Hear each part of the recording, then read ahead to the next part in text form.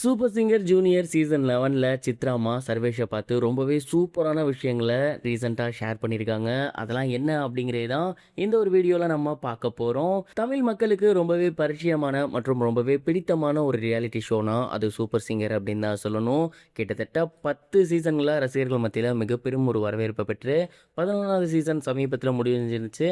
அதை தொடர்ந்து இப்போ சூப்பர் சிங்கர் சீசன் 11 ஜூனியர்ஸ் வந்து போய்கிட்டு இருக்கு.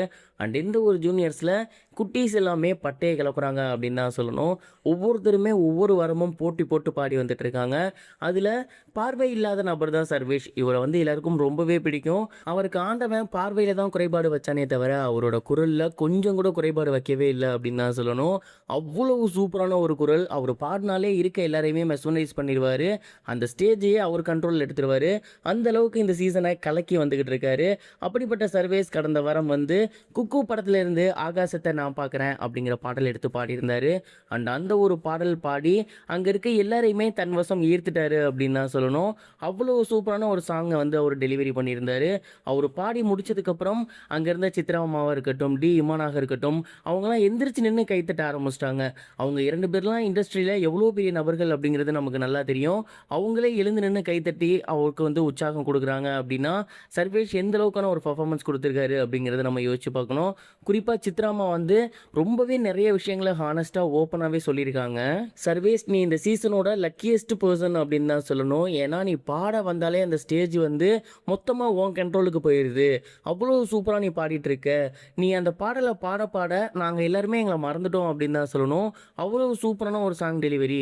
எங்கேயும் எனக்கு குறை கண்டுபிடிக்கணும்னே தோணலை. அந்தளவுக்கு உன் பாட்டில் வந்து நான் மூழ்கி போயிட்டேன். உண்மையாலுமே அவ்வளோ சூப்பரான ஒரு பாடல். இந்த சீசனோட பெஸ்ட்டு சாங் அப்படின்னா அது இதுதான் நான் சொல்லுவேன் அப்படிங்கிற மாதிரி ரொம்பவே சூப்பராக சர்வேஷ் அவர்களை உற்சாகப்படுத்தியிருக்காங்க.